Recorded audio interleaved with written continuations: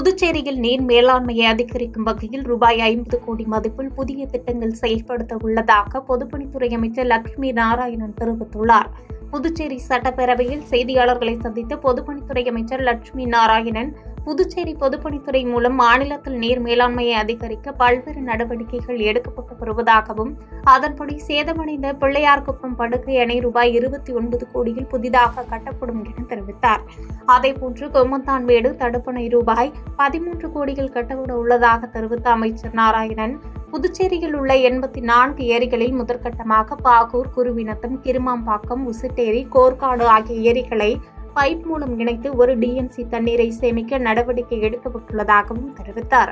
மேலும் காரைக்காலில் உள்ள துறைமுகத்தை நவீனப்படுத்தி விரிவுபடுத்த மத்திய அரசு ரூபாய் 120 கோடி நிதி ஒதுக்கியுள்ளதாகவும் கூறினார். வாட்டர் மேனேஜ்மெண்ட்டை ரொம்ப சிறப்பாக பண்ணுறதுக்காக நிறைய முயற்சிகள் எடுத்திருக்கோம். அதில் ஒரு பகுதியாக ரொம்ப காலமாக நம்ம பல்வேறு சிக்கல்கள் இருந்த பிள்ளையார்குப்பம் டேம் இப்போது டெண்டர் வச்சுருக்கோம். 29 கோடி 85 லட்சம் ரூபாய்க்கு டெண்டர் வச்சுருக்கோம். இந்த டெண்டர் லாஸ்ட் டேட் இந்த மாதம் 29ஆம் தேதி. இப்போ கடந்த காலத்தில் 2 தடவை டெண்டர் கேன்சல் ஆச்சு. ஒன்று ஒர்க்ஸ் போர்டில் ஒரு அந்த அதிகாரிகள்லாம் சேர்ந்து பல்வேறு நிர்வாக விஷயங்கள் சொல்லி அதை கேன்சல் பண்ணாங்க. ரெண்டாவது டெண்டர் வைக்கும்போது பெட் கெப்பாசிட்டி, அதுக்கப்புறம் பாண்டிச்சேரி ஷெட்யூல் ரஃப் ரேட்டு மாறலன்னு சொல்லி இந்த ஒப்பந்தக்காரர்கள்லாம் ஒத்துழைக்காதனால அதுவும் கேன்சல் ஆச்சு. இப்போ எல்லா பிரச்சனையும் முடிஞ்சதுனால இப்போ இந்த டெண்டர் போட்டிருக்கோம். இந்த டெண்டரில் அநேகமாக இந்த 29 தேதிக்கு பிறகு ஒரு 15 நாளுக்குள்ளே இதனுடைய யார் L1 யாருன்னு தெரியும். உடனே அவங்க ஒர்க் அதுக்குள்ளே மன்சூன் பீரியடும் முடிஞ்சிடும். 11ஆவது மாதத்துக்குள்ளே முடிஞ்சிடும். அதுக்கப்புறம் ஒர்க் ஆரம்பிக்கிறதுக்கான வாய்ப்பு இருக்குது. அது பிள்ளையார்குப்பம் செக் டேம் 29 கோடி 85 லட்சம், கிட்டத்தட்ட 30 கோடி. புதுச்சேரி அரசு சார்பில் இந்திய திரைப்பட விழா அலையன்ஸ் பிரான்சிஸ் அரங்கில் நடைபெற்றது. 5 நாட்கள் நடைபெறும் இந்த விழாவில் தமிழ், ஆங்கிலம், தெலுங்கு, மலையாளம், இந்தி, வங்கமொழி திரைப்படங்கள் திரையிடப்படுகின்றன. இன்று நடைபெற்ற துவக்க விழாவில் முதலமைச்சர் ரங்கசாமி, அமைச்சர் லட்சுமி நாராயணன் ஆகியோர் கலந்து கொண்டு விழாவை துவக்கி வைத்தனர். தொடர்ந்து 2023ஆம் ஆண்டின் புதுச்சேரி அரசின் சிறந்த திரைப்படமாக தேர்வு செய்யப்பட்ட குரங்குபடல் படத்தின் இயக்குநர் கமலக்கண்ணனுக்கு சங்கரதாஸ் சுவாமிகள் விருதும் 1 லட்சத்தையும் முதலமைச்சர் ரங்கசாமி வழங்கி கௌரவித்தார். தொடர்ந்து விழாவில் பேசிய முதலமைச்சர் ரங்கசாமி, தனது ஆசிரியரின் சைக்கிளை துடைப்பதாக கூறிவிட்டு அவருக்கே தெரியாமல் அவரை ஏமாற்றிய அவரது சைக்கிளில் குரங்குபடல் போட்ட அனுபவம் தனக்கு உண்டு என்று நெகிழ்ச்சி தெரிவித்தார். தொடர்ந்து செய்தியாளர்களிடம் பேசிய இயக்குநர் கமலக்கண்ணன், குரங்குபடல் படத்திற்கு புதுச்சேரி அரசு விருது வழங்கியுள்ளது மகிழ்ச்சி அளிப்பதாகவும், குழந்தைகளுக்கான படங்களை இயக்கும் இயக்குநர்களுக்கு இந்த விருது ஊக்கமாக இருக்கும் என்று தெரிவித்தார்.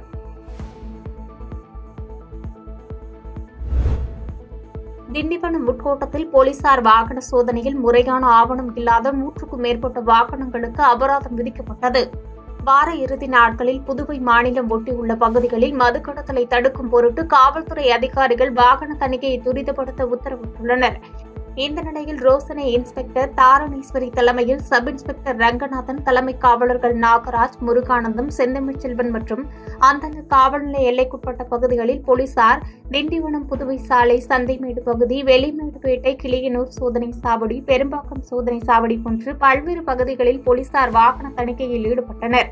அப்போது முறையான ஆவணங்கள் இல்லாத 100க்கும் மேற்பட்ட வாகனங்கள் கண்டறியப்பட்டு வழக்கு பதிவு செய்யப்பட்டது. குற்றவாளிகளை கண்டுபிடிக்கும் FRS கருவி மூலம் சந்தேகத்திற்கிடமான நபர்களை போலீசார் அந்த கருவி மூலம் புகைப்படம் எடுத்து அவர்கள் மீது வழக்கு இருக்கிறதா என சரிபார்த்து வழக்கு இல்லாத பட்சத்தில் அவர்களை அனுப்பி வைத்தனர். மேலும் மது கடத்தலில் ஈடுபட்டால் பிணையில் வர முடியாதபடி வழக்கு பதிவு செய்யப்படும் என போலீசார் கடும் எச்சரிக்கை விடுத்தனர்.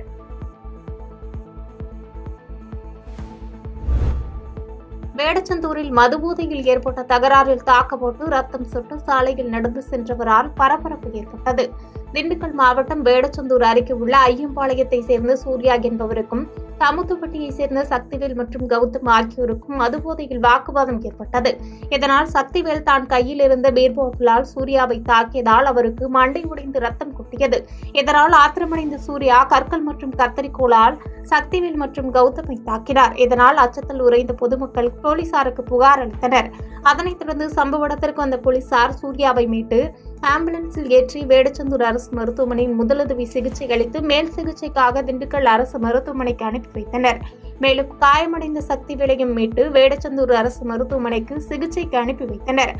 பட்டப்பகலில் மதுபோதையில் இளைஞர்கள் ஒருவருக்கொருவர் தாக்கிக் கொண்டு ரத்தம் சொட்ட சாலையில் நடந்து சென்ற சம்பவம் அப்பகுதியில் பரபரப்பை ஏற்படுத்திய நிலையில் இச்சம்பவம் குறித்து வேடச்சந்தூர் போலீசார் விசாரணை நடத்தி வருகின்றனர்.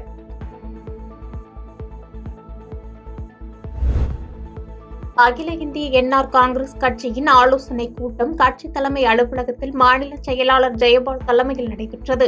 இதில் அமைச்சர்கள் லட்சுமி நாராயணன், ஜெயக்குமார், திருமுருகன், துணை சபாநாயகர் ராஜவேலு, அரசு கொறடா ஏகேடி ஆறுமுகம் உட்பட என்ஆர் காங்கிரஸ் சட்டமன்ற உறுப்பினர்கள், மாநில நிர்வாகிகள் கலந்து கொண்டனர். இதில் விரைவில் கட்சியின் அனைத்து அமைப்புகளுக்கும் பொறுப்பாளர்கள் தேர்வு செய்து நியமிப்பது உள்ளிட்ட பல்வேறு விஷயங்கள் குறித்து ஆலோசனை செய்யப்பட்டது. இந்த ஆலோசனைக் கூட்டத்தில் என்ஆர் காங்கிரஸ் கட்சியின் தலைவரும் புதுச்சேரியின் முதலமைச்சருமான ரங்கசாமி பங்கேற்கவில்லை என்பது குறிப்பிடத்தக்கது. மேலும் ஆளுங்கட்சி சட்டமன்ற உறுப்பினர்களுக்கும் அரசுக்கும் இடையே மோதல் போக்கு நிலவி வரும் சூழலில் என்ஆர் காங்கிரஸ் கட்சி நிர்வாகிகள் திடீரென அவசர ஆலோசனைக் கூட்டம் நடத்தியது புதுச்சேரி அரசியலில் பரபரப்பை ஏற்படுத்தியது.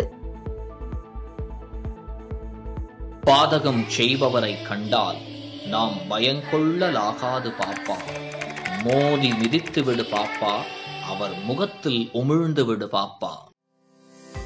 அண்மை செய்திகளை உடனுக்குடன் தெரிந்து கொள்ள இணைந்திருங்கள் எம் நாடு தொலைக்காட்சியுடன்.